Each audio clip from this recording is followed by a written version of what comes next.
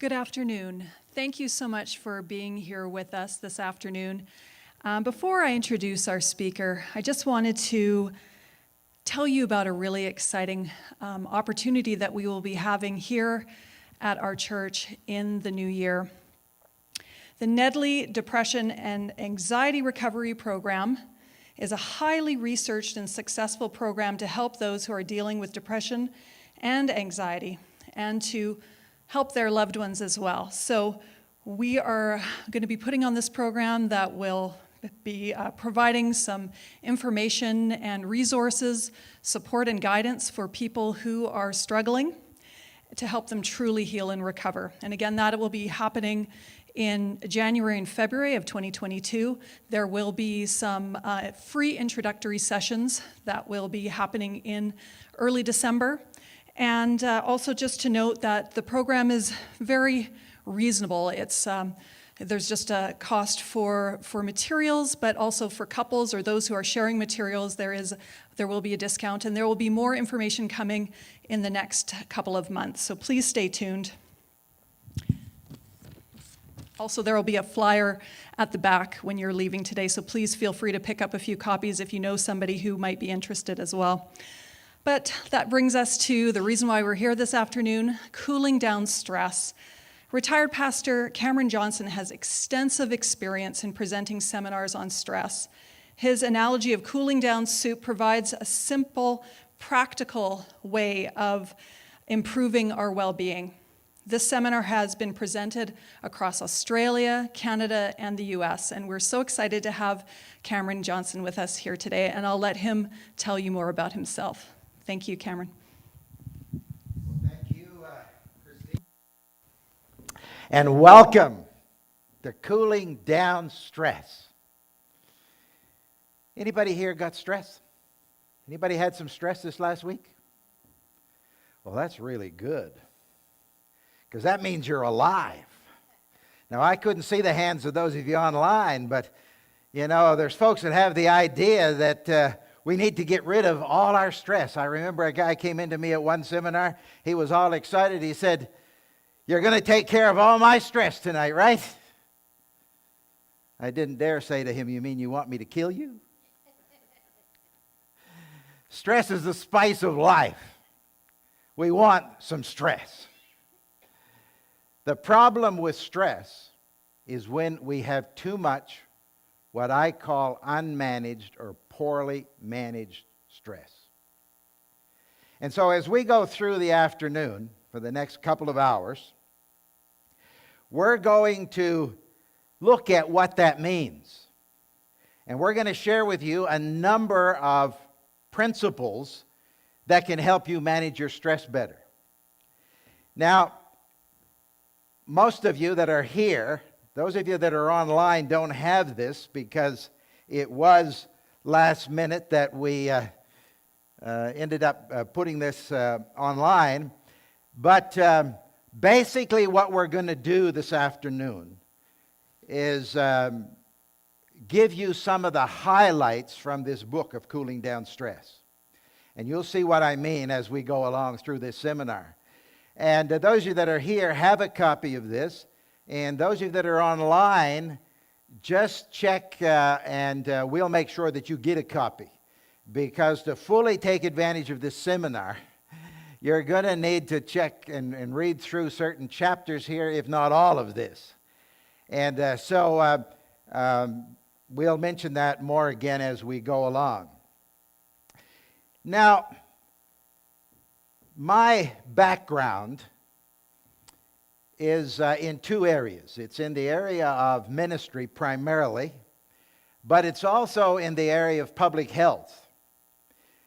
And but the first 20 years of my work life, I served as a pastor. 15 years into that, I went through a major job-related burnout.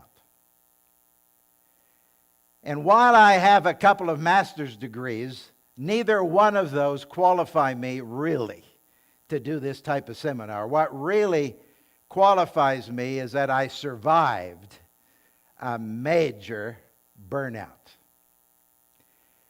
And it happened now, man, time has passed on. It's almost 30 years ago now. But we were living in a little outport in Newfoundland, and we ended up in a major church school combination building project without adequate resources. And that particular summer was probably the busiest that I have ever had. Now, nobody burns out overnight. We're going to share with you some resources on how you can prevent burnout, how you can recover. But that particular summer was what put me over the edge. Nobody burns out in a week. In fact, nobody does it even in a year. I did have a young lady in a seminar up in northern BC a few years ago who came to one of our seminars that we were doing in a healthcare facility, a hospital. And she had graduated as a nurse less than a year before and had already was on 3-month stress leave. And I talked to her just for a few minutes after and very quickly realized why she burned out. She didn't burn out in 6 months on the job. She was mismatched for her job. She was probably burned out before she finished the training. And 3 months on the job, she was done. And I basically had to say to her, listen, you need to go back to school and retrain. You're in the wrong job. And that can be a cause of burnout. For me, it was just plain overwork. And after 15 years of overwork, that particular summer just put me over the edge. Fortunately, at that point in time, our children were still preschool. And I don't know how many of you here or anybody listening ever lived in Newfoundland, but it never warms up over there. A true Newfoundlander, if it gets 70 degrees, he's hot. He's more than hot. He's very hot. And that particular summer was particularly cold. And so, come September, when we got the school ready for school, the church took another 2 years. We won't even get into that today. But we decided that, I decided that I needed more than my month's vacation. We actually took 2 months and went down the east coast of North America and ended up spending several weeks in Florida before we went back to where it was cold. We had to go almost to Florida that year to find any heat. But I was 3 years after we got back. I finally went to see a doctor. I should have kind of mentioned that stress is, in some ways, it's very hard to know how stress is affecting you. We're going to do a little exercise to help you with that in a few minutes. But if you'd have asked me in the middle of that busy, busy summer if I felt stressed, you know what I have told you? No, I'm not stressed. And stress is also very deceptive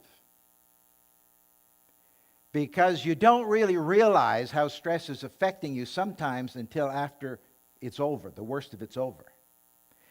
We finally left that little outport, and we had not left. We were only halfway across Newfoundland, maybe 3 or 4 hours from home. I must have already started to relax a little bit because I went into the worst depression that I would not wish on my worst enemy. And I did not have a positive thought for the next 3 weeks. I should have been under some kind of professional care, but I didn't even know what was happening. Actually, back in the mid-'80s when this thing happened, we were still trying to figure out what burnout was. Oh, we knew what it was. We knew it happened, but nobody really kind of knew what to do with it much, not even the physicians. We've learned a lot since then. And of course, some of us that have gone through this have learned a lot.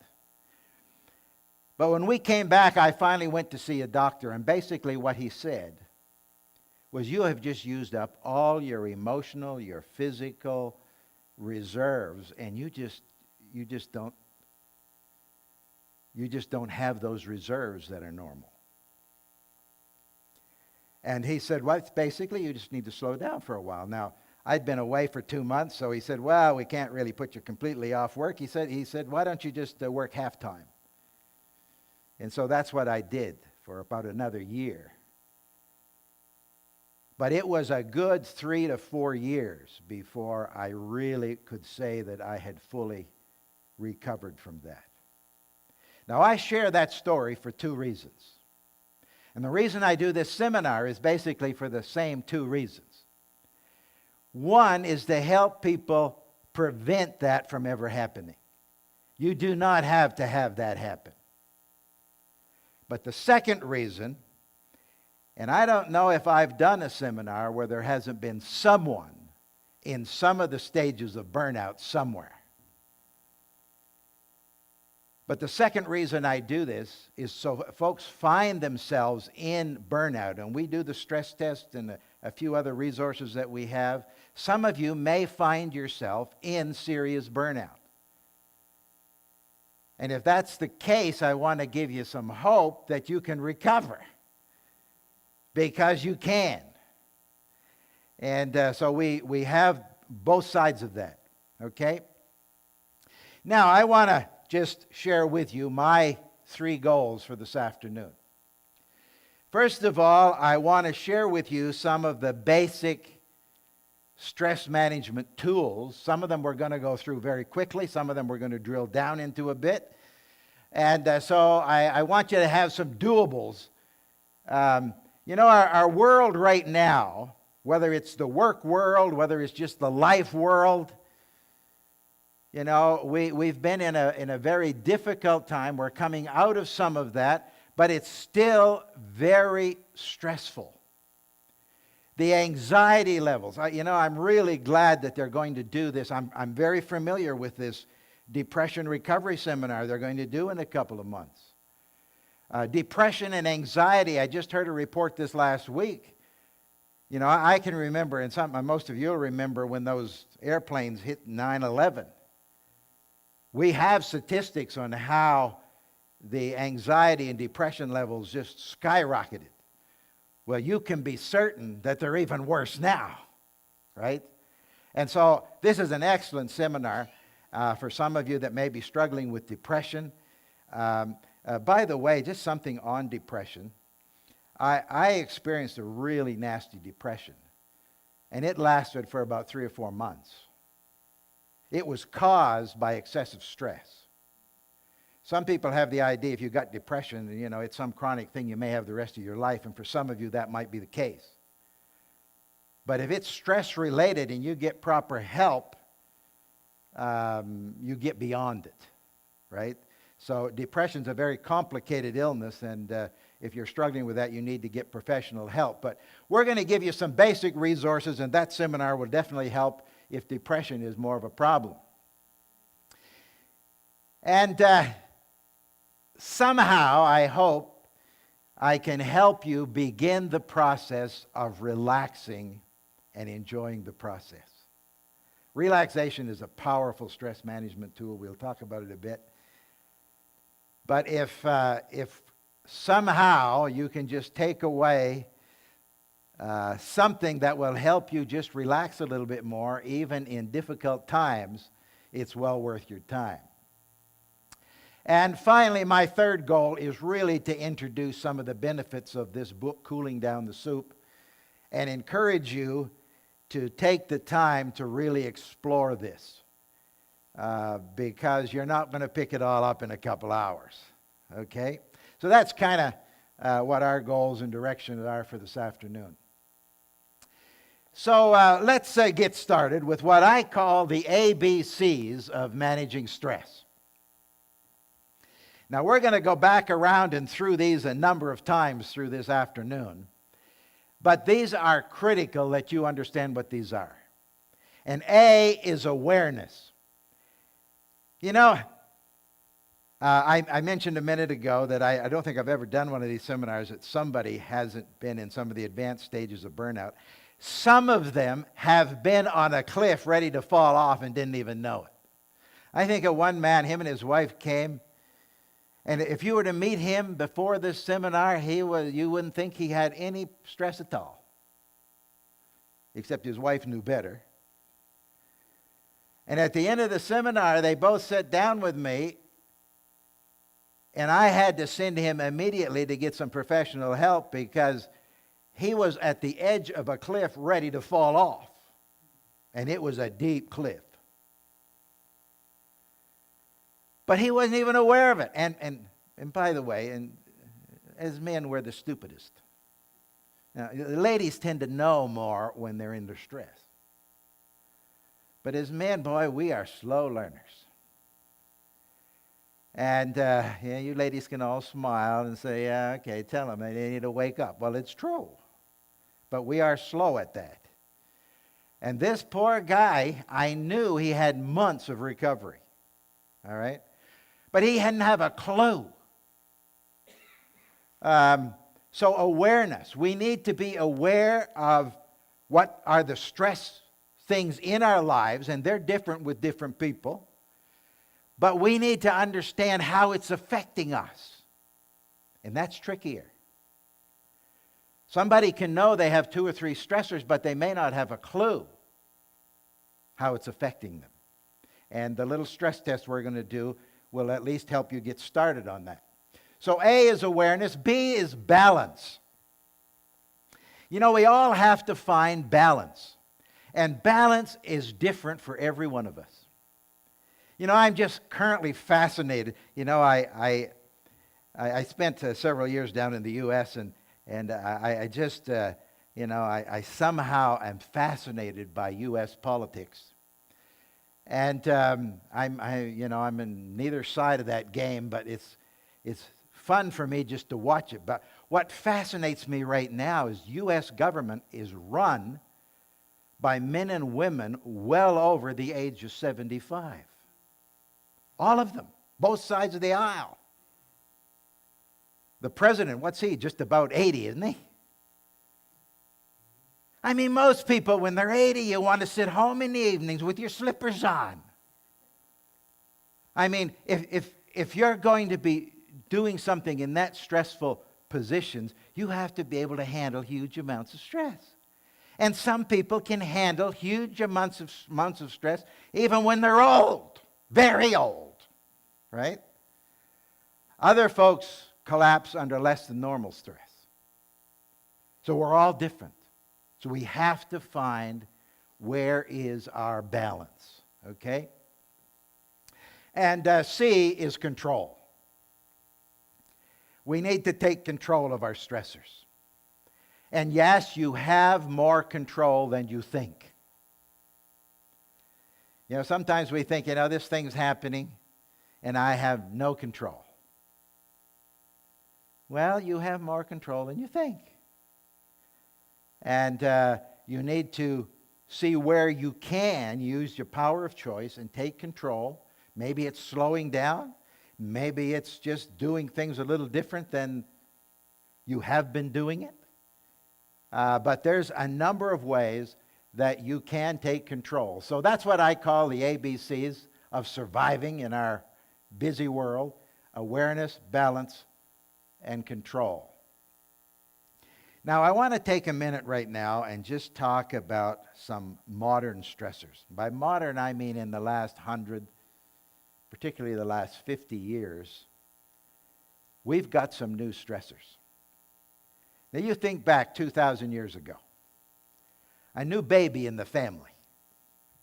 That was just about as stressful then as it is now. Not a whole lot of difference. No sleep, you know the deal. Anybody here got teenagers? You know, that wasn't that different 2,000 years ago. I mean, there's that 7 years of darkness that we all have to go through. Now, there's probably more dangers today for teenagers, but they haven't changed a whole lot, until they grow up, right? By the way, those of you who got teenagers, it's marvelous when they turn about 22 and you can have an adult conversation with them. Marvelous. But there are some new stressors, and these are real, and they are relatively new. They've been growing over the years. The big one is information overload. I mean, information is increasing at such a rapid rate. We went down to visit our grandchildren in Tennessee back in July. Our oldest granddaughter is going into grade 7. Her science and math books, I can't even read them. I mean, they are studying things that some of us dabbled in university 30 or 40 years ago. And you get into high school. I mean, those classes are university courses for when some of us were there, right? Information is increasing so rapidly. And then, of course, we carry around, I got one here somewhere, we carry around these little things, right? These little things, you have all the world's information at your fingertips, right? A little hard sometimes to figure out which is truth and which is error, but it's all there. Now, I got some good news for you. Most of that information you're carrying around, you don't need to know. Isn't that good news? Glenn here, there's certain things he needs to know I don't need to know. Some things I need to know he don't need to know. Right? So we got to figure out which of all this information do we need to know and which one we just forget about it. Right? But information overload is a major modern stressor that's relatively new. What's happening here? Coming out of information is constant, rapid, and now global change and the fear that goes with it. Now, change has always happened since we've been on the planet. It's just never been this fast. It is just so fast. You figure out the computer program this month, and next month they change it. How often do you have to update your phone? Right? Constant change. And we don't like change. Did you know that? You don't like change. Even if you like change, you don't like it. I mean, we have to have a positive attitude towards it. But we don't like changes. If you don't believe it, just think of some food you don't like and decide you're going to learn to like it. Yeah, you'll have extra stress this week. And then there's unrelenting decisional overload. The decisions. I mean, what can you go to buy today and there's only one of them? With all the decisions, it's very positive because we have more choices, we have more opportunities. But it gets overwhelming a little bit at times, doesn't it? And sometimes we have to find ways to actually reduce all the decisions because they keep coming. And then there's techno-stress, which brings with it 24/7 what? Oh, distraction. Are we ever a distracted society, right? But it comes from all the technology, which can be very helpful. But it can also be a nuisance. The pastor here at this church and I were talking this week, and I said something to him, and when I say this to folks, it shocks them. They think I'm quite hard. I don't know if the pastor thought that or not, but We have nothing in the bedroom where we sleep that makes any noise. Now, Glenn might not be able to do this, but most of us can. But you don't need something that makes noise when you're trying to sleep. I mean, it's probably been 20 years ago that we decided that we're not having anything that makes a noise. One night, some half-drunk person called me 5 times, woke me up 3 of those. I said, that's it. We're done. Now, I have a daughter and grandchildren in Australia and in Tennessee. But I want to tell you, if something terrible happens to one of them in the middle of the night, I don't want to know till morning. What am I going to do? Right? Except ruin a good night's sleep. But we have to find ways to control some of the distractions and some of the technology. Now, a new thing, and I haven't stayed on top of this because since I retired, I haven't been doing as much of this, but I know they're doing research on the combination of all of these. You know, they've done research on each one of them, but now there are stresses that are affecting us that has a combination of these, and they're new. And we have to realize that we are living in a fast-moving world, and if we do not take charge of some of these stressors, they will take charge of us. So that's the modern stressors. Well, now we're going to do 2 little exercises.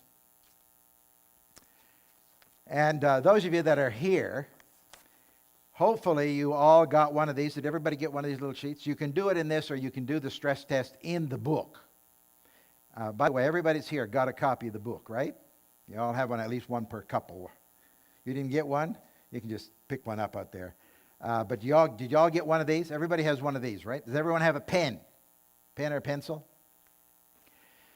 Let me tell you what to do, and then I'll speak to those of you that are online and tell you how you can make sure you get a copy of this, because you need to do this stress test. But for those of you that are here, we're going to take the time right now and do this.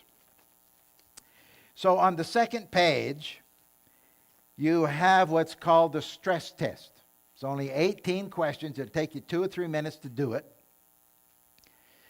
But here's what I want you to do, is you answer these questions based on the last 30 days. Do not go back to a crisis that happened in the spring. Last 30 days. And you check off the answer, and you notice there's numbers by those answers. And then when you have done them all, then you add up the score. Now this will cause some of you stress because there's a little bit of math involved. But anyway, you add up the score, you put it in the little box there, and then we're going to talk about the stress test. Now before you start, let me tell you about on the first page, there's the stress warning signals. See that little thing on the bottom of the first page, stress warning signals? When you finish the stress test, or you can do this one first if you want, either way, doesn't matter. But this one is, I want you to go through there and check off any stress warning signals that you may be currently experiencing. Now, these need to be things that are unusual for you. For instance, if you never have any headaches, I mean, headaches you hardly ever have, but now you're having regular headaches. And if you talk to the doctor and there's no good physical reason why it's happening, it's probably stress-related. And it could be a stress warning signal. In other words, your body is saying, listen, slow down. But check off any of the stress warning signals that are there. Okay? Does everyone that's here have a pen or pencil? Who needs a pen and pencil? We have a few extra ones. So everybody has one. Okay. So anyway, you guys here just get that underway. For those of you that are watching online, you need to check with us and the folks organizing this will get you a copy of this. They'll also get you a copy of the book. And you really should take that effort and get that. I assume that they'll put something on the screen to tell you who to contact and how to do that. So just take a moment and do that. Now we're just going to stop now for 2 or 3 minutes while they do it here, and then we'll come back and talk about it.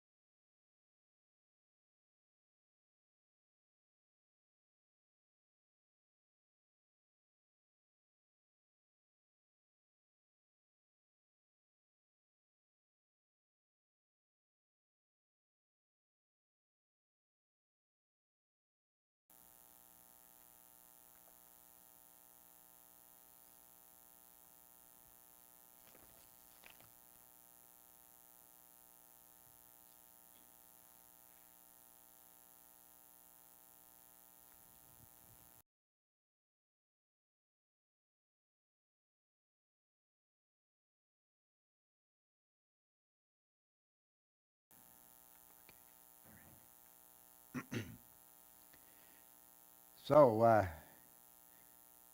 who is not finished? Anybody need a little more time? Well, I think the majority has finished. So those of you that haven't finished, just maybe stop and finish it when you get home. We're in a little bit of a tight schedule here this afternoon. But we're going to, or you can just kind of work on it if you want for a little bit, but I would almost think you should listen and then finish it later.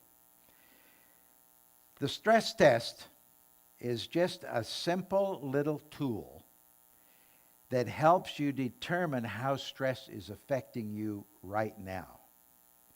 I have used this for years. I have used a variety of them. I've looked at a number of them. This is the simplest one, and it actually gives you a little bit of an idea of how stress is affecting you. It actually gives you a pretty good idea.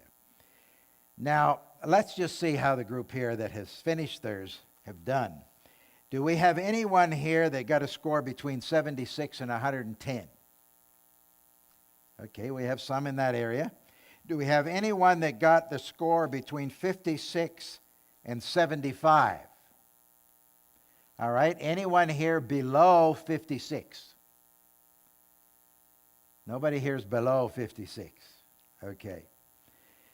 Now, some of the folks that are listening when they do this may have theirs below 56. You may share this with somebody. By the way, feel free to share this with anybody who's not here. But if anyone gets a score below 56,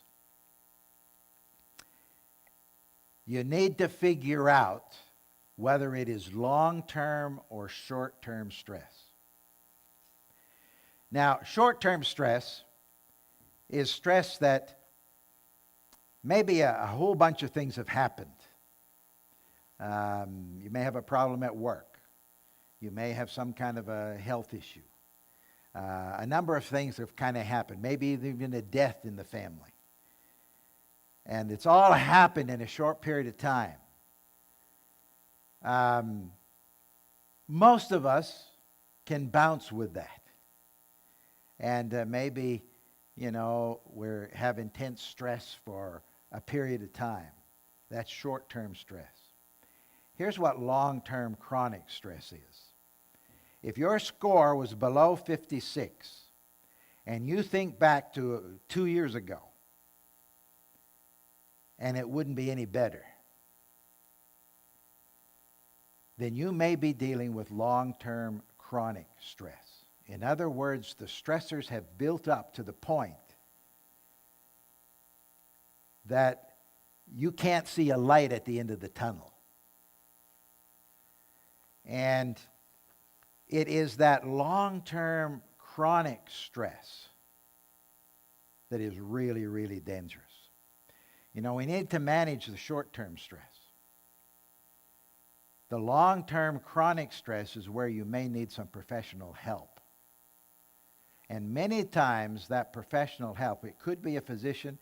More likely it is probably a good counselor that can really help you process and figure that out. So that is the stress test, okay? Now, let's go back to the first part of this page, this little paper. And the stress warning signals. Now, how many of you here checked off at least one or two of those stress warning signals? Several checked off one or two. Anybody check off 4 or 5? Anybody check off 10 or more? Yeah, we had a few. Well, in some ways, this is probably even a better assessment of how stress is affecting you, because your body's talking to you. The problem is our body can talk to us and we don't hear it. In fact, I told you a little bit about my burnout back 25, 30 years ago. I had a number of very serious stress warning signals for probably 2 years before that. I didn't even recognize them. If I could have caught those and realized what was going on, then I could have prevented that burnout. But I had no idea. I was going along without any idea what was going on. Now, here's the good news about stress warning signals. Whether you checked off 1 or 2 stress warning signals or you checked off 25, I have actually had people, they checked so many of these off that you couldn't tell which ones they didn't. But here's the good news. If they are caused by stress, then when you resolve the stressors, guess what?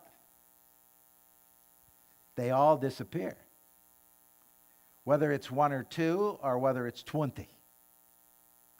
Now, why do you suppose that two people who get the same score on the stress test, in other words, their stress is just about equal, it's just maybe different stressors, why would one person have 2 or 3 stress warning signals and another one have 15? See, stress affects us all differently. Our bodies are all different. In fact, I had a lady in a seminar once. We had been talking about this a little bit. And she pipes up and she says, you know, and she said it not very nice. She said, you know, I only checked off 1.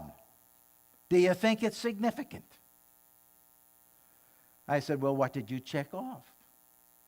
She said, thoughts of running away. I said, well, what was your score on the stress test? She said, 25. I said, it could be serious. You need to check it out. So it's not the matter of number. But for most people, they end up with several, depending on their stress and how stress is affecting them. So I hope this little tool will help you determine and kind of assess how stress is affecting you. And you get enough of an information to be able to manage that just a little bit. Any questions from the group here on anything on this stress test or any of that before we kind of move on? By the way, I should just share with you, if you do have a question, we're a small enough group that we can take a few questions here and there. Nobody interrupts me, I just keep going. But feel free to just jump in if you do have a question or something's not clear, and we can just look at a couple of things. Maybe let me just see, where are we? Oh yes, hang on here. Some of you, after doing that stress test, you're feeling very stressed. And I like to share this little cartoon. And you think there's stress in your life. One of the big stresses I've noticed is feeling like that fish. Yeah. Can't get out of there. Yeah. How do you get out of you might know what the problem is, but you feel like you can't get out of it. Yeah. I mean, I can tell you my stress, but I don't know if Yeah. there's one of you. But it's come back to that question towards the end after we've gone through some things, because it's a very good question. I just don't want to jump into it right now. All right? But that's a very good question. How do you do that if you're feeling like this fish? Anybody else here besides Glenn feeling like that fish? If you're not now, you might be later. We all get our turn, Glenn. But let's come back to that, because it's a very good question. And here's another one. Listen, pal, I work 2 jobs. I got the shaft in a divorce. My car's making a weird noise. My kid dyed his mohawk pink. And my dog had a litter in my living room. So don't tell me I have one item too many unless you have a death wish. She has had it, right? I think I may have bumped into a fellow like this just here a few days ago. I don't remember whether it was when we were in Kelowna or when we were in Kamloops. But you know, when you're driving, every once in a while you do something stupid. I'm not sure what I did, but I think I crowded this guy a bit too much or something. You know, I went over and I should have seen him sooner or something. I don't know what I did even, but he got very irritated and he got on his horn. And he just held his horn down for probably 3 minutes because he couldn't get out from behind me. You know, I got a mean streak too, you know. We had about 1 kilometer to go, so I just slowed right down. Wonder he didn't get out and do something to me. I don't know, but I guess I was irritated too. But I think he was feeling a little bit like this guy after I finally got my senses back, right? But we have those days.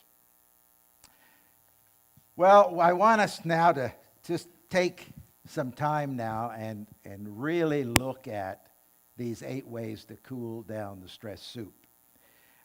Maybe just before we jump into this, and lest I forget, some of you mentioned you have some teenagers, and I don't have any of these books here today, but we have also a book on teen stress, Cooling Down Teen Stress. My oldest daughter wrote the storyline for this when she had just finished her first year of university. She's now an emergency nurse down in the U.S.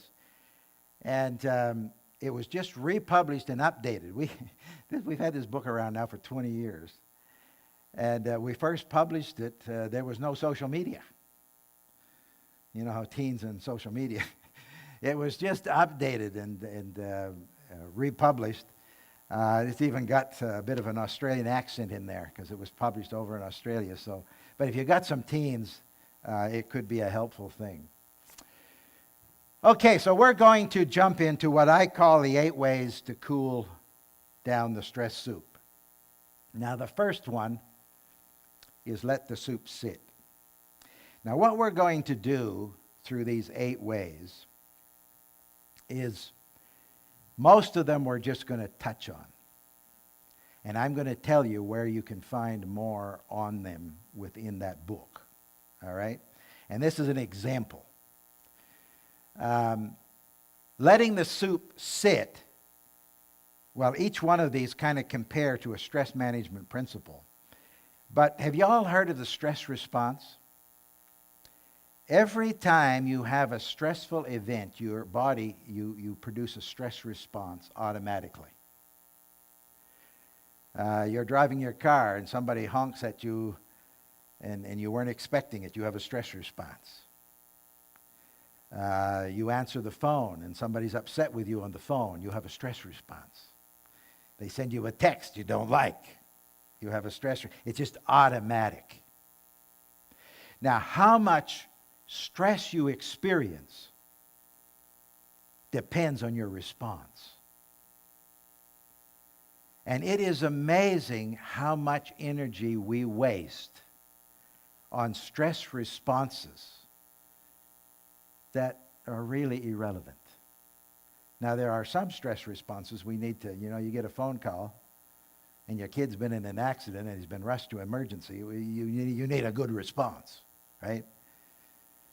But there's other things that we need to learn how to control this stress response. And this is really chapter 3 in the book. And I really have 5 primary, very simple things. And I used to spend 5 or 10 minutes in a seminar talking about these things, which we don't have time today because we used to do, we used to do, when I first started doing these seminars probably 15, 20 years ago, I had a minimum of 5 or 6 hours.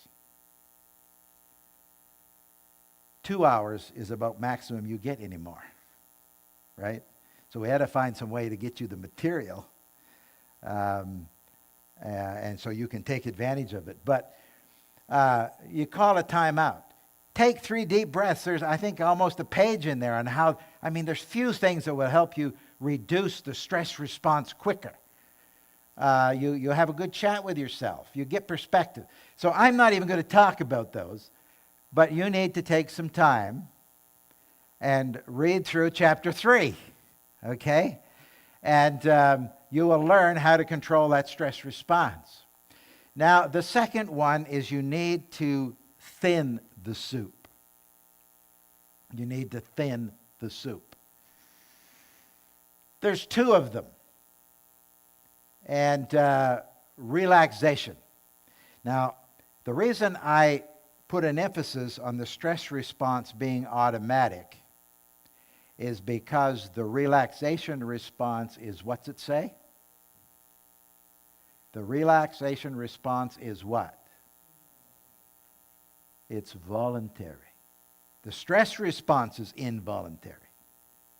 But the relaxation response is what? You do not automatically relax. Doesn't happen. Just because it's the end of the day.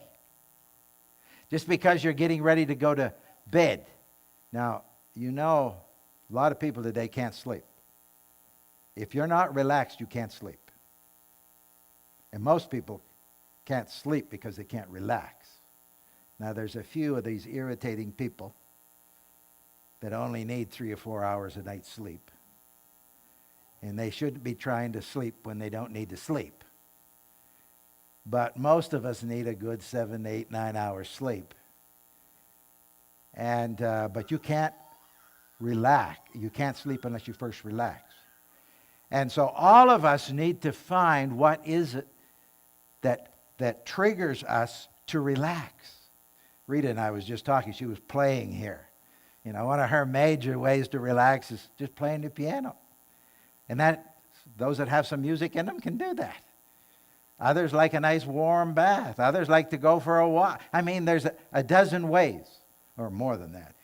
But you need to find out what are the ways that work for you so that you can relax on demand. You know you can do that? If you only got a 10-minute break at work, you can actually have 10 minutes of relaxation if you have learned how to relax quickly. And so you need to develop that skill. The second one here on thinning the soup is make sure you have a strong personal support system. You have 2 or 3 people in your life that you can lean on in stressful times. And by the way, these 2 or 3 people should be folks other than our spouse. What happens if it's your kid that died? Neither one of you are going to be much help to each other. All right? And sometimes we need somebody else to lean on. Now, I can tell you right now that very few people have 2 or 3 people like that. But it shares the stress if there's folks. And we don't have good relationships automatically. And in our busy, busy society, sometimes we just don't take the time to nurture those relationships. So that's relaxation. And that's thinning the soup.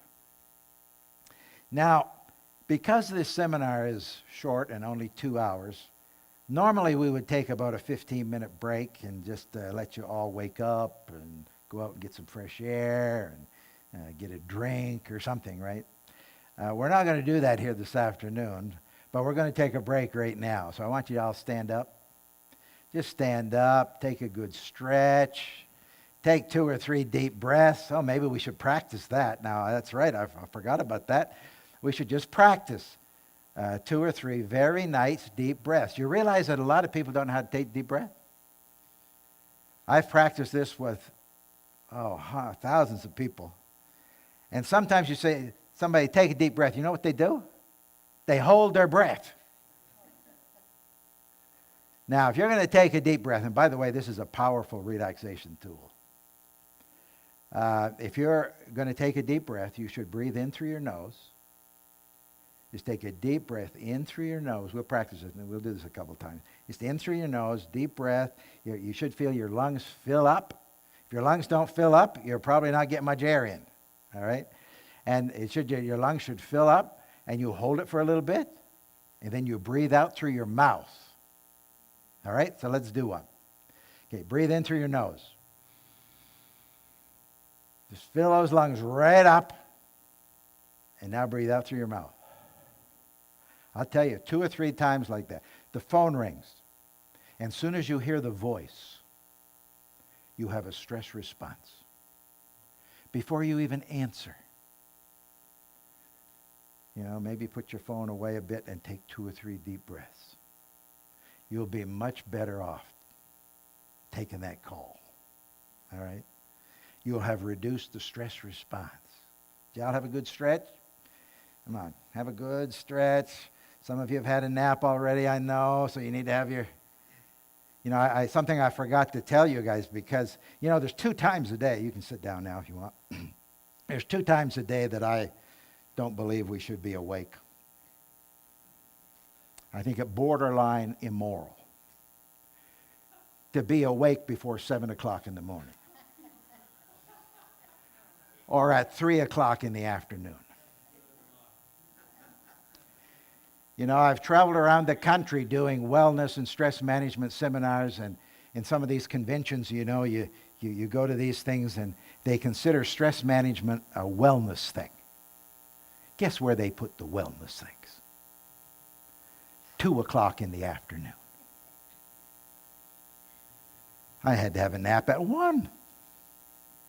Just to be awake for 2.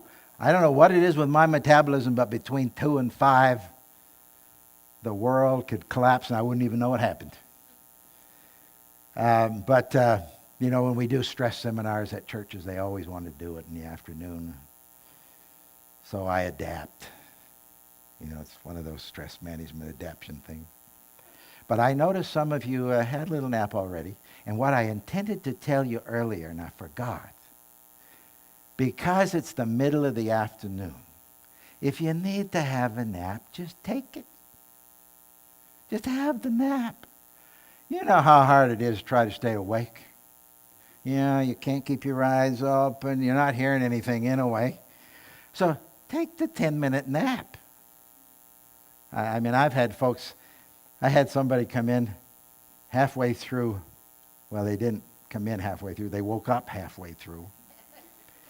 And I had said this somewhere in the process.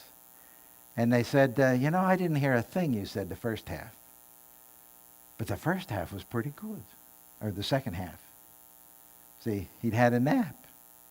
He woke up refreshed. See? So if you need a nap, that's okay. But I'm expecting some of you to be very wide awake in the second half. No. Okay. Thin the soup. Now, stir the soup. Now, we're not going to spend much time on this one either, but you know that if you're going to manage your stress, you need to get some physical activity, right? So if you're going to manage your stress, there's 2 vital things you need. Physical activity, and you need to get adequate rest. Now, when it comes to exercise, do not listen to Mark Twain. He said that whenever you get the urge to exercise, you should lie down until the feeling passes. You get the urge to exercise, just go do it. Okay? Actually, you won't get the urge to exercise all that much. You just need to do it. And when you do it enough, you will get the urge to exercise. The people that exercise are folks who do it all the time. And folks that do regular, consistent exercise do it all the time, because if they don't do it, they don't feel very good. If you're going to manage your stress, make sure you're getting enough rest and enough physical activity. By the way, it's okay to sleep 6 or 7, 8 hours at night. Some people don't know that's okay. And if you can't sleep that much at night, get a nap in the day sometime if it's possible. Now, this is a fun one. Learn to play with the soup. Humor is a powerful stress buffer. And in the book, it talks about developing a humor survival kit. Maybe you have some good little clips of videos or some YouTube stuff. Maybe you just keep a record of funny stories. Now, I haven't had a chance to do many seminars the last couple of years, so I'm just going to try you out and see if these 2 little stories I have told hundreds of times still work. All right? Did you hear about the little boy who was at the bank with his dad? And there was a lineup. Have you noticed where the lineups have changed at the bank in recent years? They're not in the bank anymore. They're at the tellers. Or not the tellers, what do they call them things outside? If you sneak by those and go to the teller, usually there's nobody in there. Just something help reduce your stress if you don't like staying in line. But anyway, this was back in the days when their long lines were by the teller, and he was with his dad in the lineup by the teller. And the fellow that was at the teller was a fairly big-built guy. And of course, it was back in the days when they had beepers. And just as he was collecting his papers and he finished up, the beeper on his belt went off. Today it would be his cell phone started to let him know something. But the beeper goes off and the little guy says, "Watch out, Dad. He's backing up." Did you hear about the little girl? Comes to her grandma one day and says, "Grandma, how old are you?" Grandma says, "You don't ask ladies how old they are." So she says, "Grandma, how much do you weigh?" Grandma says, "That's not a good question either. You don't ask lady those kind of questions." So she goes off to play, comes back in a little bit and says, "Grandma, I know how old you are and how much you weigh. You are 65 years old and you weigh 130 pounds. Grandma says, "How did you find that out?" "Oh," she says, "I was digging around in your purse and I found your driver's license. And I also discovered that you got an F in sex."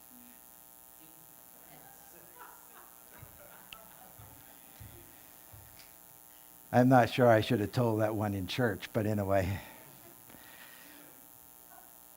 Humor is a powerful stress buffer. But you read that chapter. I'm not even going to talk about this one. It's chapter 7 in the book. Make sure the soup is nutritious. Make sure you're eating good food. If you're going to develop the stress hardiness you need, as well as physical activity and all these other things, you need to eat good food. But I'm going to jump right over that one because I want to spend some significant time on this one. Beware of poison in the soup. And I want to spend some time talking about deep-seated stress. Most of our stressors over the last year and a half in regards to COVID are here. There's a few in other spots, but most of them tend to be in the area of deep-seated stress. Now, what is deep-seated stress? Most of the stressors, when we think about stress, we think about not enough time, maybe too much work, maybe some health issue, not enough money. You know, they're all external. Now, deep-seated stress is internal. And internal stress is not necessarily generated by specific stressors, although it can be. But certain situations merely expose or magnify its existence. Okay, that's what deep-seated stress is.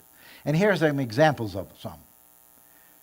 Low self-worth, unresolved grief, guilt, unnatural fear and anxiety, hopelessness and depression, negative emotions, negative attitudes. Now, we're going to focus on a couple of those. Now, this is the area where our new book is different. Some of you, I'm sure, have seen our original edition, Don't Eat the Soup as Hot as They Cook It. Had a green cover. This one has been expanded. There's 5 new chapters in this that was not in the other one, and they all deal with deep-seated stress. And we're going to just drop down into a couple of these. So you see there's 5 chapters. Actually, it's 4 new chapters. Chapter 8 was in the original one. It's been updated a little bit. But we're going to look at 4 of these deep-seated stressors a little bit now. The first one is guilt. Now, do you realize there's both good guilt and bad guilt? Good guilt is when you have done something wrong according to your value system, and then you feel guilty. Maybe you haven't slept well last night and you wake up cranky. And you're not very nice to your spouse. You're not very nice to the kids. You get to work and there's a couple of folks you haven't been very nice to. And about noon you realize that you're in line for the Grouch of the Month award. And you realize that you haven't been very nice. And you realize that you have hurt some people that you value. And you feel guilty. That's good guilt. And what do you do to get rid of that guilt? Yeah, I'm sorry. You apologize. You resolve it, right? You make it right. That's good guilt. Now, what's bad guilt? Anybody want to try that one? What's bad guilt? Well, long held could be good or bad. Yes. Yeah, it's guilt. That's not your guilt. Could be somebody else's. It might not even be anything to be guilty about. Couple of classic examples. A classic example are parents of adult children. They have this adult kid who's maybe 30, 40 years old. And they do something really stupid and end up in jail. And mom and dad feel guilty about it. What did we do when he was 10? That he did this stupid thing when he was 40. Now, there are no perfect parents. Sorry to inform some of you, but there isn't any, right? We've all made our share of mistakes in that process. But if you've got a 30-year-old kid that does something stupid, whose fault is it? Yeah, it's his fault. And if you're carrying around that guilt, you've got to get rid of it. How do you get rid of it?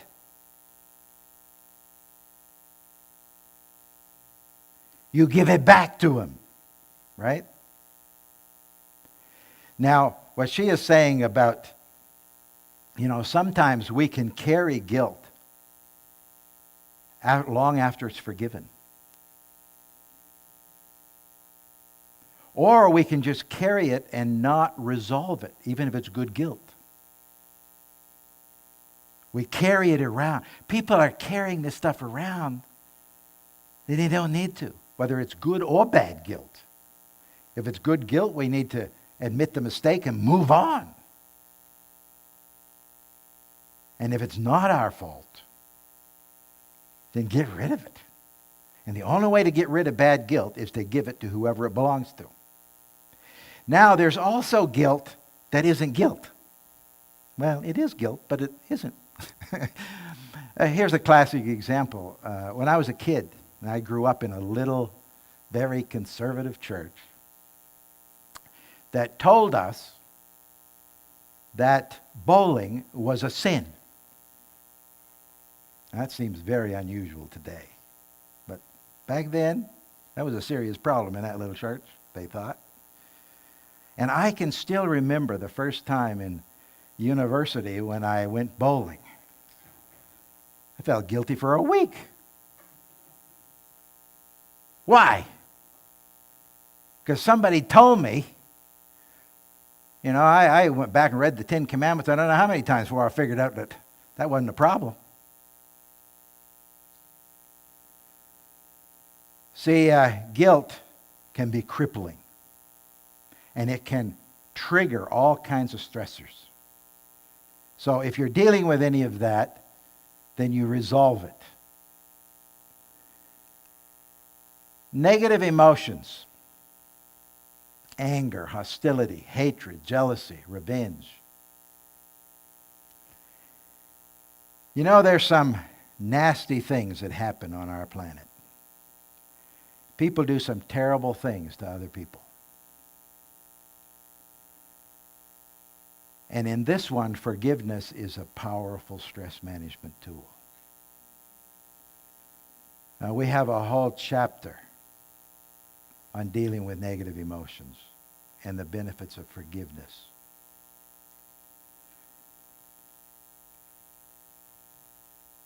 Some of the hurts that people experience can be so severe that you need professional help to resolve them. But if somebody has done something that just the thought of their name makes you angry and frustrated, then resolve it. If you need to get help and do it. But negative emotions just don't go away unless we resolve the problem. And forgiveness can be so critical here. Sometimes, do you realize that there are times when we have to forgive somebody for a really terrible thing they've done to us, and they will never recognize it. They'll never accept the responsibility of that pain they've caused you. But we need to forgive them for whose benefit? Our benefit. We do not have the time. Life is too short to be carrying around that kind of junk. But I want to tell you, sometimes it's very painful. And sometimes it takes some professional help to resolve it. And if that's the case, get the help. Okay? But these are deep-seated stressors that we need to resolve. Then there's grief. Unresolved grief. This is probably one of the most complicated, deep-seated stressors that all of us deal with sooner or later. I had a lady in a seminar a few years ago. She came to talk to me afterwards. And her husband had died 5 years before. And she hadn't even yet accepted the fact that he was dead. She had not even started the process of dealing with the grief. Now, the process of dealing with the grief is, for most of us, a fairly long process. But it hadn't even started yet because she hadn't accepted the fact that he had died. And that's a tough one, right? But you'd be surprised how many folks are in some of those situations where they haven't even started the process. And over the last year and a half, just in Canada, because of COVID alone, there's been something like 30,000 deaths, just under 30,000. Worldwide, just under 5 million. And they haven't got them all. They have, they've missed a bunch of them. Pardon? Talks about what?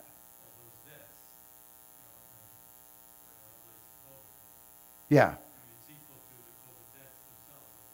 Well, then there's all the other ones.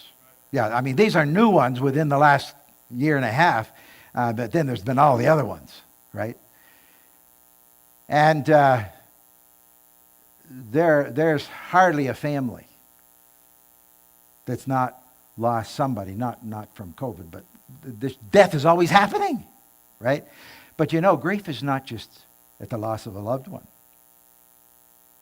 Grief is also at the loss, you lose your job, you go through grief, right? Maybe you have some great expectation of something and it doesn't happen. We go through grief. Divorce is another one. There's the whole grief process. There's We experience grief at any loss. And we have to be able to recognize that. And it just aggravates everything else. You think about all the other stress you're dealing with. And then suddenly somebody's gone. Right?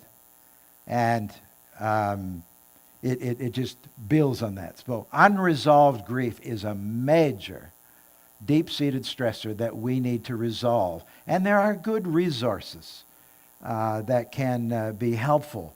But sometimes we have to look around and find them. In fact, we have a good friend, lives near Halifax, who, must be about 6 months ago, her husband went in for a checkup. Probably would have got a checkup sooner if it had to been for COVID, but because of all the restrictions, he had a hard time even getting in to get checked out.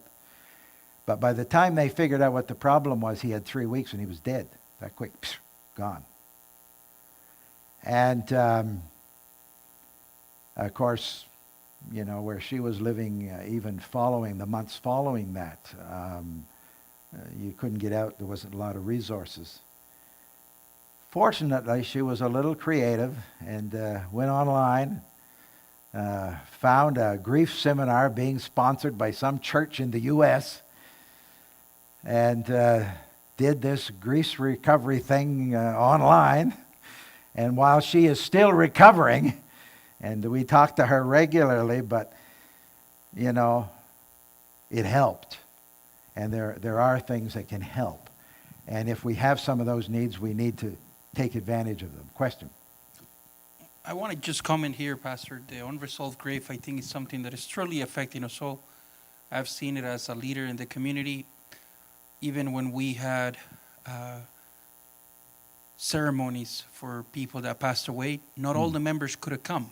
Yes. There were in cases where if you were in Kamloops, you couldn't come to Williams Lake to bury your loved one. Yes. And not being able to say goodbye at the graveside takes a toll in your own mental health. Yes. So I definitely see that this is going to become a big issue as time moves on. Yes. Some of us are expecting to see COVID go away so we can start grieving.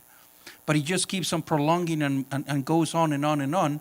And at some point we need to decide, how am I going to deal with this right now? Exactly. We have seen over Facebook, and every time you open your messages, email, people that you know from near and far are gone now. Yeah. And you never had the chance to say goodbye. And that's probably one of the biggest things we're going to be dealing in current times. A very good point. That's an added problem to grief, right? The isolation that has come through this dynamic, which is relatively new. I mean, this hasn't happened for a while. So that aggravates that problem, doesn't it? So we have to recognize that some of these things have accumulated, right? And we can end up in these situations where we're feeling trapped, right? And so grief can be part of that. And the last one that we want to connect with here is negative attitudes.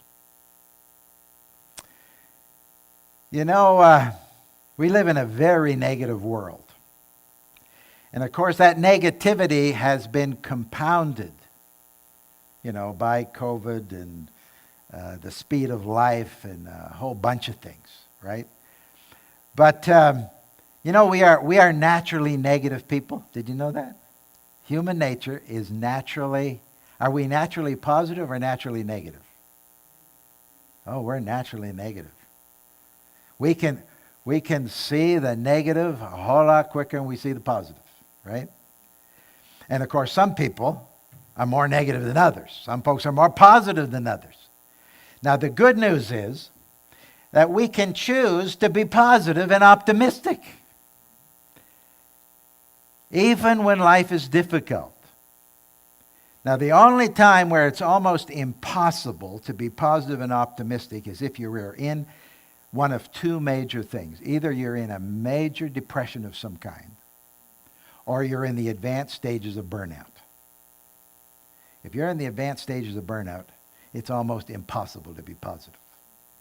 You can take the most positive person on the planet and you put them in the advanced stages of burnout, and they're miserable. It's just the way it is, okay? And so negative attitudes. This whole thing with pessimism and criticism and cynicism. I think we all need a little cynical streak, but we need to make sure we're not cynics. When I was recovering from burnout, I looked down that road. Not a nice road. I could have become a cynic. I do have a healthy cynical streak that I didn't have before. But I am not a cynic by any means. But when it comes to dealing with negative attitudes, we need to choose to be positive, and we can choose to be positive. I'm going to tell you a story in a few minutes, an example of that. But we can choose to be positive. And if you are one of these folks that just can't be positive, I have a solution for you. I want you to look around town and you find the most positive person you can find. There's a few of them around. But find the most positive person. They might even be irritating to you because they're so positive. And you take them out for lunch. You pay. And while you're there at lunch, what's that? Well, yeah, you can. You got to have your passport, but you can do it. But anyway, somehow figure out how you're going to have lunch. You can always have a picnic at the park or something, right? While you're having lunch, ask this person, why are you so positive? And I almost guarantee that they will tell you some terrible story of something that happened to them. And eventually they got to the point where they made a deliberate choice that they were going to be positive, that they were going to deliberately choose to see the best rather than the worst. There's lots of worst. But we can choose to be positive, and that is good news, isn't it? We do not need to be going around looking for all the problems. They're there. They'll pop out, and we don't have to even look for them, right? But we can choose to be positive and optimistic. Anyway, that's just a very quick introduction to deep-seated stress, okay? All right, let's look at a couple more. Give thanks for the soup. When you look at the different ways that we can enjoy life or manage the stresses of life, one of the basic principles is to develop the attitude of gratitude. We can at least be thankful that we're alive and at least have enough energy to tackle the problem.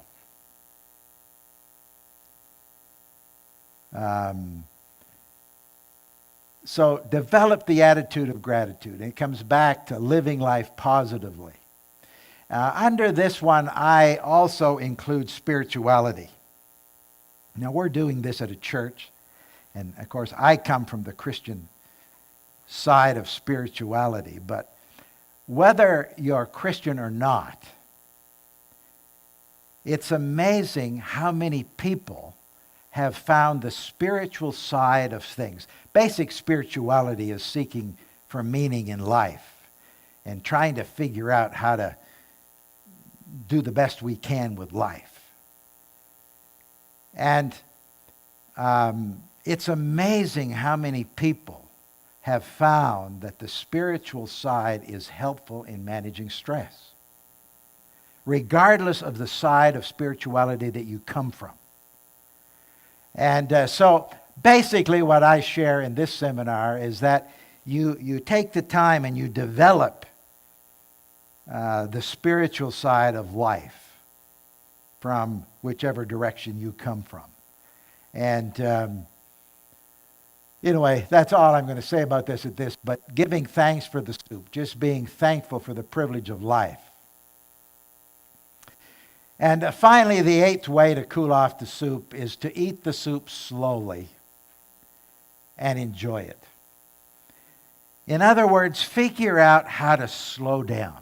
And in our fast-paced world, who decides whether you slow down or not?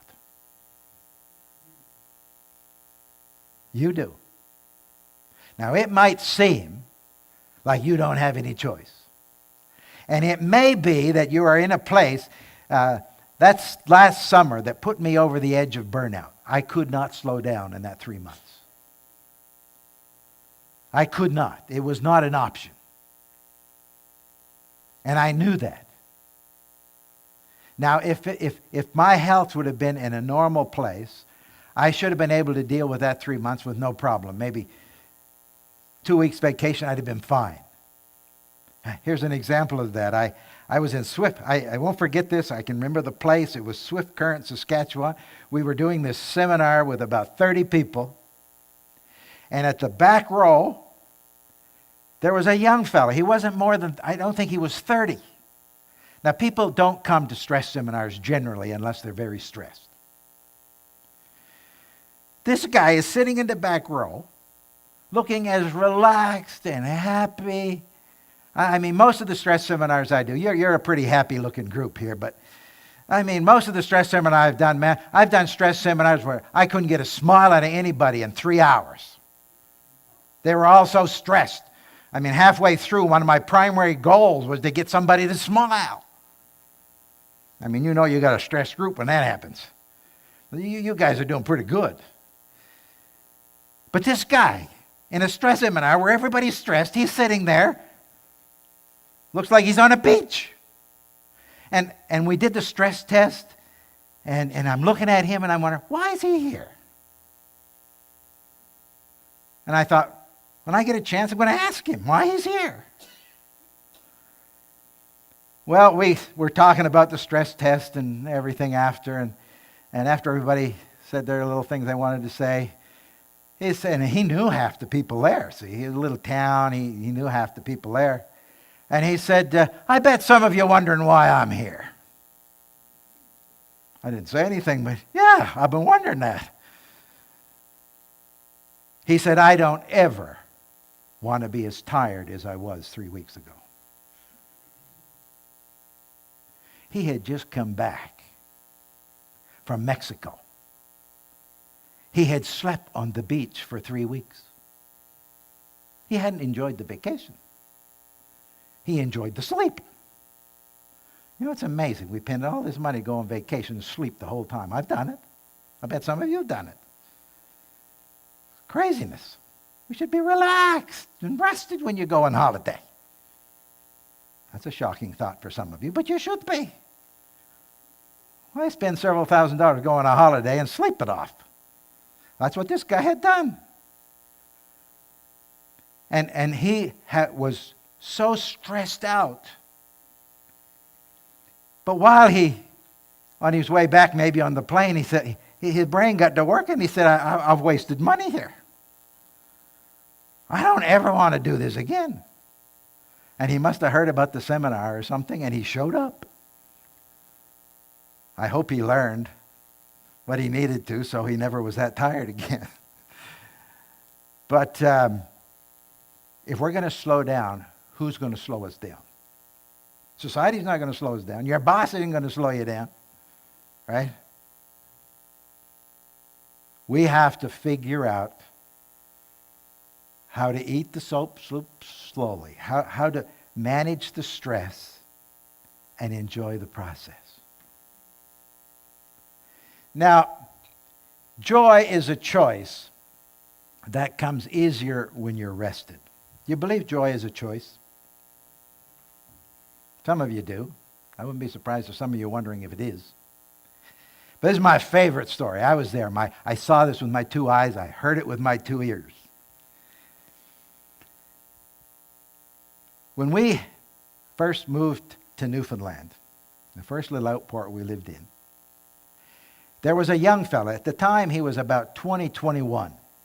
He moved into town the same month that we moved into town.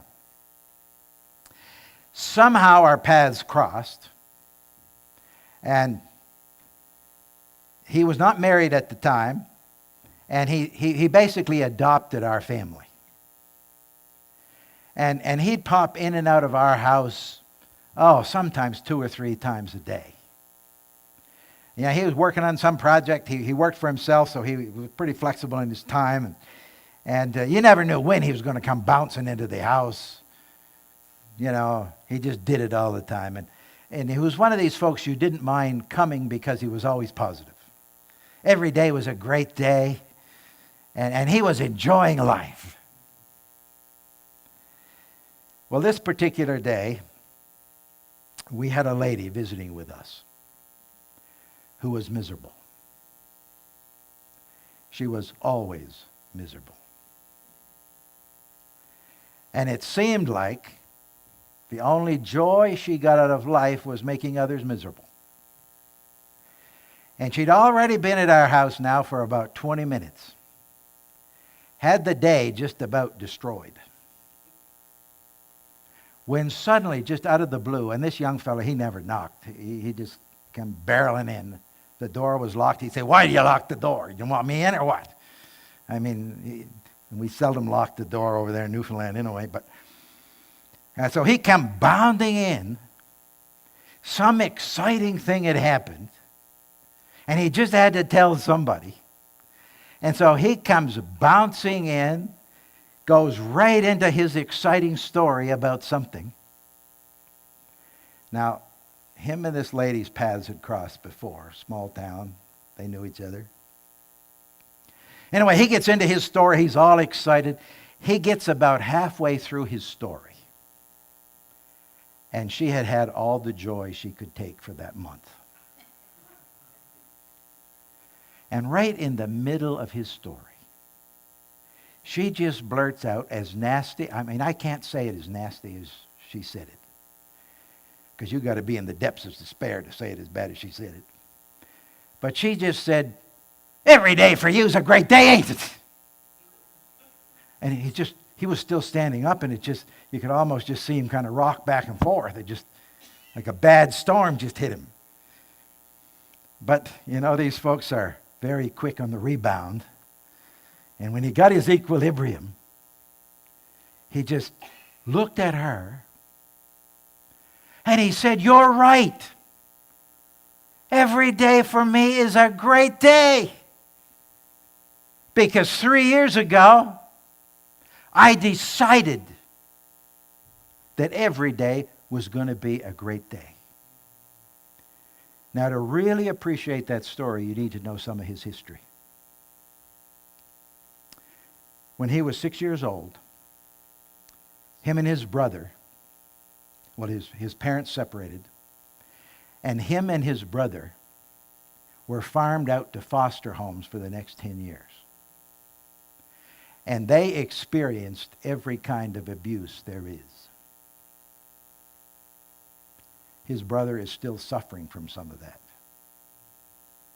But somehow for him, in those middle teen years, somehow he was able to resolve those deep-seated stressors. And he made a very deliberate, conscious choice that every day was going to be a great day. Now, I have been in touch with him over the years. He's almost like an adopted son to us. And we're still in touch with him. He was in Alberta for years. He has 5 children. But most of them are grown. But he's back in Newfoundland now. And we're still in touch with him. And most days are great days for him. Now, I have talked to him when they haven't been great days. Everybody gets knocked down here and there. But when I have talked to him and he's not doing well, you know what the problem has been every time? Exhaustion. He has taken on too many things. He's pushed himself too hard.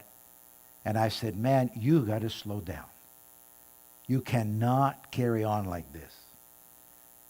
And maybe a month later, he calls me up, and as soon as I hear his voice, I know he's fine. See, joy is a choice. But we have to take the initiative. And when it comes to managing our stress, it really does depend on whether we take the initiative and we make the choices that we need to make. Now, on your sheet, your handout, on your little handout, have you all looked at the back page yet?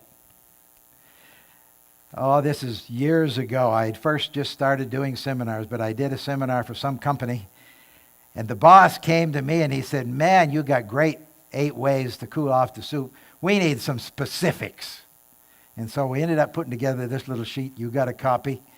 It's not in the book, so that's a bonus. It's not in the book. But anyway, this slide is just to remind you that that's there. You can study that when you have some time. Now, I want to take a moment. Let me see how our time is doing here. I can't see that clock there at the back. Okay, we're good. There's a chapter in the book called, What If You Already Ate the Soup Too Hot? This is on the stages to burnout. Now, I'm not going to go through these stages because I don't have time, but I do want to explain to you the difference between excessive stress and burnout. Now, that young fellow I was just telling you about that was so relaxed in the seminar, before he left on holiday, he was experiencing excessive stress.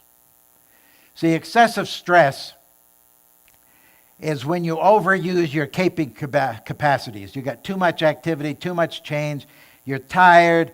He was probably experiencing some mild depression. He was just plain exhausted. He needed a good holiday. And of course, he was young enough, 3 weeks on the beach, sleeping most of the time, and he bounced back. Now, some of us that are a little older, 3 weeks won't quite do it. But in his case, that worked. Now, the contrast between that and burnout. Burnout is the complete depletion of your coping reserves. This is complete physical and mental exhaustion. Here's where you have disillusionment and cynicism. See, if that young fella had been burned out 3 weeks on the beach, and he'd have come back feeling more miserable than when he went. In fact, 2 months on the beach, and he'd have come back feeling miserable. That's the difference between burnout and excessive stress. Now, people confuse these two.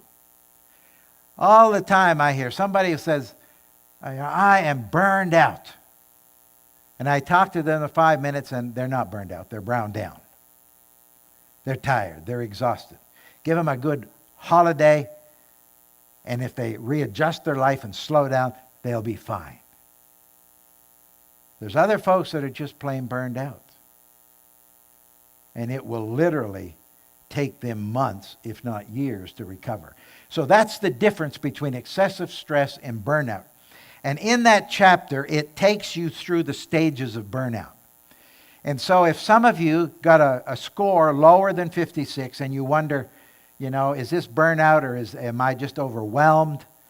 If you read through that chapter, you'll be able to, it'll help you figure out where you are and what you need to do to recover and move forward.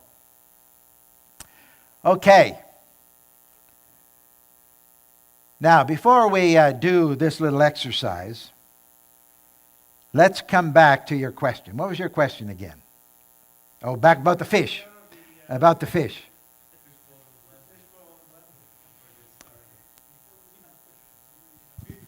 Oh, yeah, maybe just ask your question so we can. Oh my goodness, the question. Well, you should show the cartoon again. Yeah, just basically review the cartoon. The blender had a fish in it, and it was plugged in and hadn't been turned on yet. So your stress You know you have to get out of the blender. How do you do that when you're the fish in there? Okay. First of all, if you're feeling that trapped, you're probably in the advanced stages of burnout.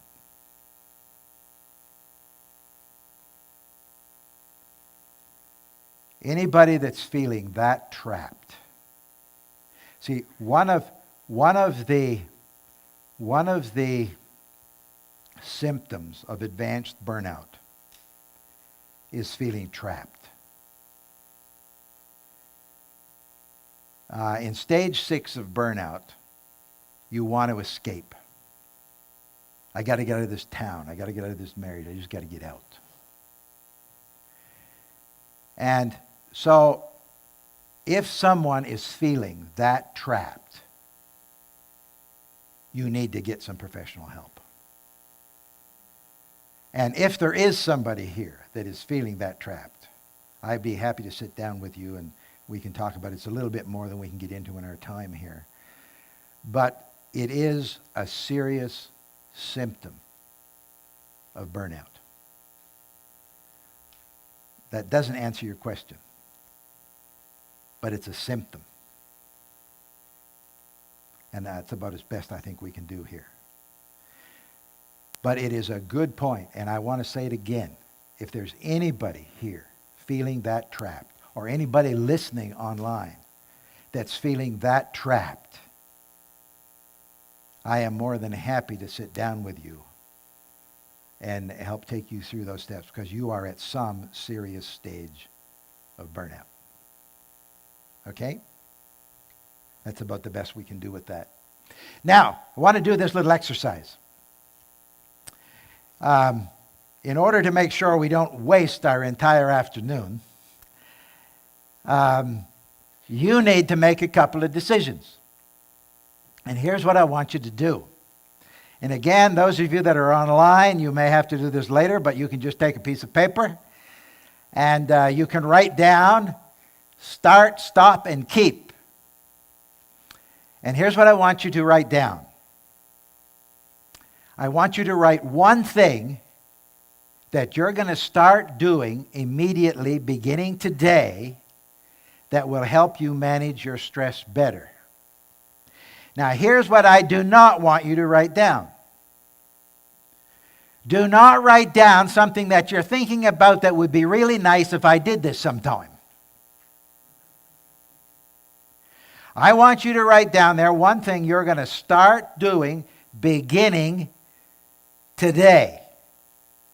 It's less than, what is it, around 5 o'clock or something here. So you got several hours yet today. Yeah. Yeah. If that's what it is, you can't probably start that today, but maybe tomorrow. But one thing you're going to start doing beginning right now that's going to help you manage your stress better. Then I want you to write in one thing you're going to stop doing. Something you're going to stop doing, because if you stop, it's going to help you manage your stress better. And then I want you to write in one thing you're going to keep doing. You know, you've all survived this long. You all have some stress coping skills that's working. So what's one of the things that's been working, that has been helpful? So write down one thing. Now I'm going to give you just a minute or two. And those of you that are online, just get a piece of paper. Write down one thing that maybe you picked up today, or maybe it's something you've known already and you just need to get at it. But one thing you're going to start doing, one thing you're going to stop doing, and one thing you're going to keep doing that's going to help you manage your stress better. We're going to take just a minute or two and then we'll talk about it.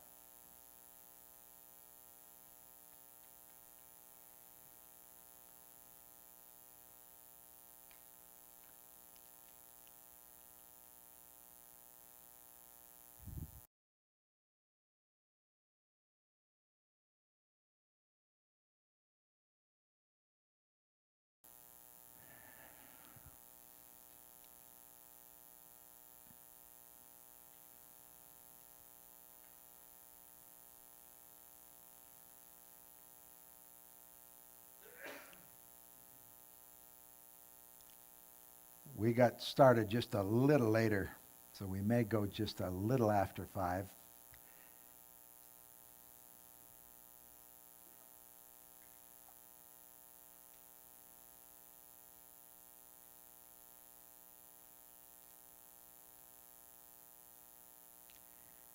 Okay, most of you had those answers in there before I stopped talking, but some of you will take you an hour or two to figure it out. Anybody here comfortable sharing what you wrote in there besides start?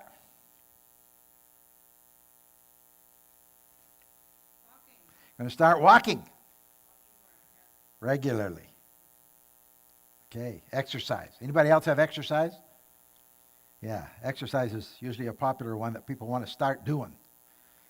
It's a good one. Any other starts? Different start. What's a stop? What are you going to stop doing? Anybody share something you're going to stop doing? I'm sorry? Wishing. Yeah. You're just going to do it, right? Procrastination's what you're talking about, isn't it? Oh, okay. Wishing things that you have no control over. That's a good one. That's a new one for me. I don't think I've had anybody mention that one. Did you catch that? She's going to stop wishing for things for her family of which she has no control over. That's a good one. Because what can you do? Right? When she said wishing, I thought, I gotta quit wishing to start walking. Wishing to start walking. Yeah. That won't work. That doesn't qualify, right? You Stop wishing. Oh, you're going to stop? Oh, yeah, okay. Okay, that helped her. She's going to stop wishing. And she's going to start walking. Good one. What's a keep? What are you going to keep doing? What's been helpful?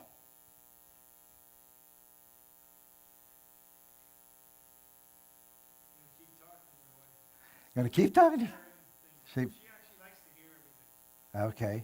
One of the things we found in our marriage, what frustrated her was I'd come home from work, I'd be exhausted, and I didn't want to talk about anything. She wanted to share her whole day with me. I do too much. Oh. Oh, yeah. Go ahead. Just start back at the beginning. One thing that I want to keep is to keep listening to my wife and talking to her. I was just saying that I struggled with coming home exhausted from work. I didn't want to talk. I just wanted to sit down and read a book or just, and yet she'd been waiting all day for me to come home to share what she'd been thinking about and to hear what I'd been up to. And that's a plus thing for your marriage, but also for stress. Yeah. The talking helps you as well, right? As you share that. So, good one.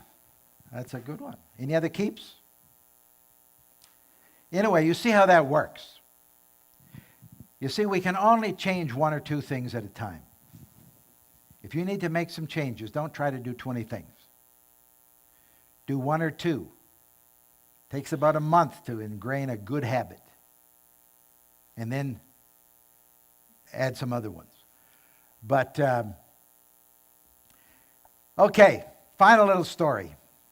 Maybe before I share that, any other questions, comments of anything I want to share? Final story, and we're going to be done.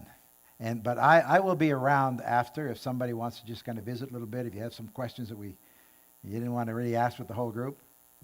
Sorry, this is a question coming from a doctor because I don't think that doctors necessarily are the best person to help you with this problem. And you kind of hinted at that. Yeah. Because they're mostly wanting to give you a quick fix, right? Yes, This is not necessarily a quick fix. So what kind of resources do we have here in Williams Lake that we can, grab a hold of?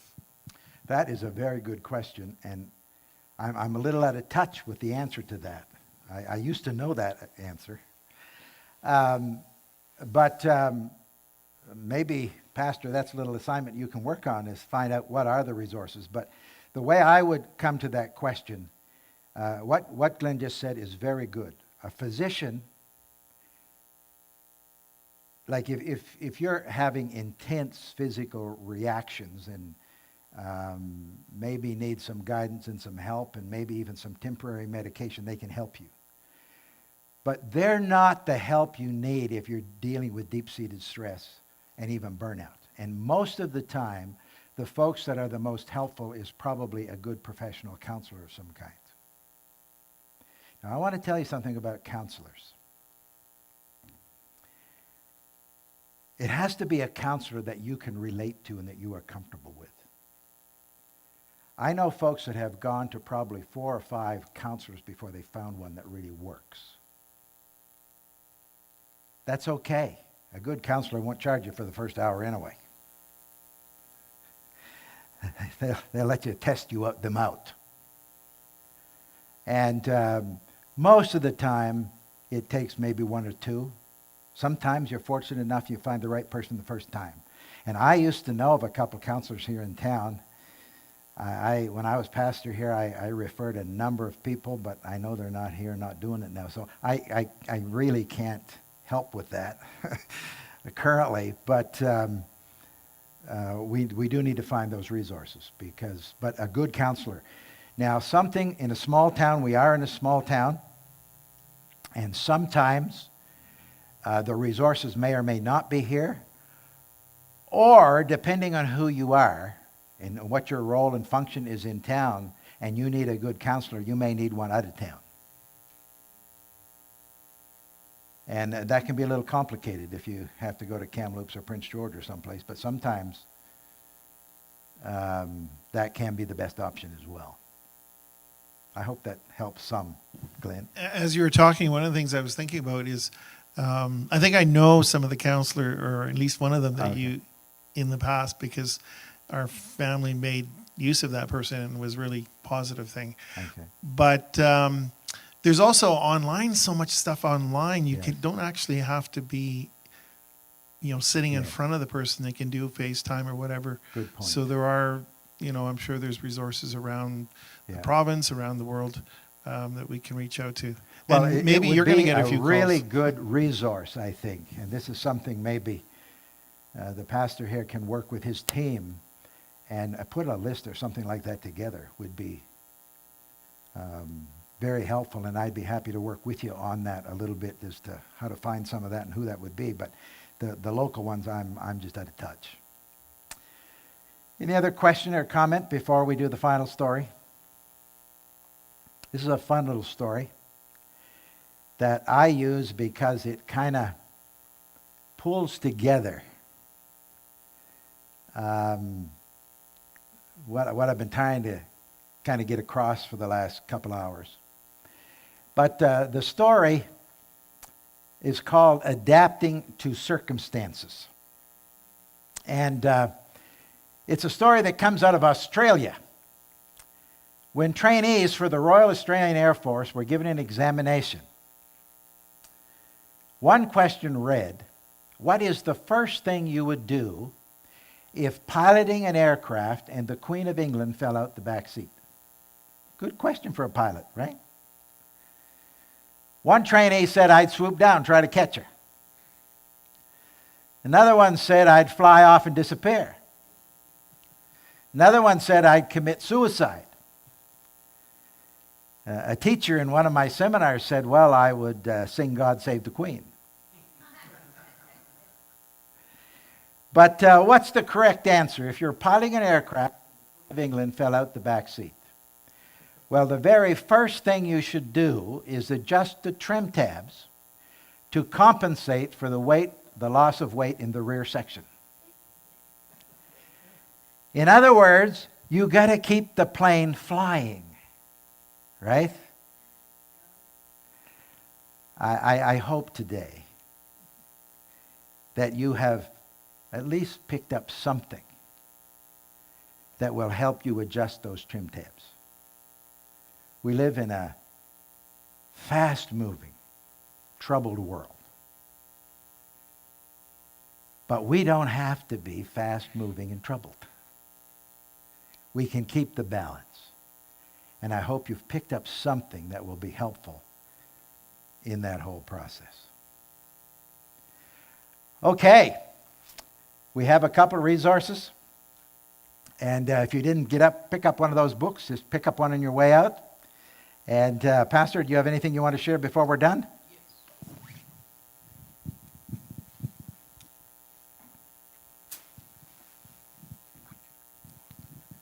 How about we give Pastor Cameron an applaud for a wonderful seminar he just shared with us. Thank you, Pastor. Thank you so much for taking the time. I think it's been amazing. We did have a number of people online.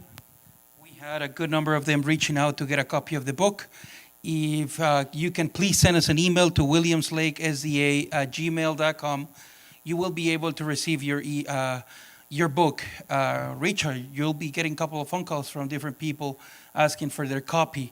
So we have copies available. If you would like to take one today, they are available for you to take. And if you would like to invite Pastor Cameron to another seminar, his information is here. He can also be invited to another place and also be useful in that aspect. Thank you, folks, for coming out tonight. Thank you for being with us today. I think this is just a small scope onto what we can do in this area, especially stress. We still have so much to do, but you have the book. So let's commit ourselves to read it. Don't stress out on it, but you still have the rest of the afternoon that you can take the time to read and analyze a little bit better. Thank you. Thank you, Pastor, for being with us today. Thank you for those who are online watching. Please share with your friends. If you wanted to see it again, you'll see it there on our Facebook page or YouTube page. And for those who are online, please reach out to us so we can get you a copy of the book. Have a wonderful evening. Thank you, everybody, for being here. Let's have a word of prayer as we close our meeting today. Heavenly Father, thank you so much for giving us the resources, the knowledge, the tools to manage stress. Our main foundation and our trust is set on Jesus. And we ask you, Lord, to continue to lead us in the right path. Bless Pastor Cameron as he goes to different places and shares this knowledge with other people. And bless those folks who are online today watching from afar, that they will also feel the presence of your Spirit in their lives. Thank you for the wonderful blessing and the opportunity we had to meet today. And now with the information we've been given, help us to use it accordingly in the right way, not only for ourselves, for our families, and for those who come and encounter with us. In Jesus' name we pray. Amen. Amen.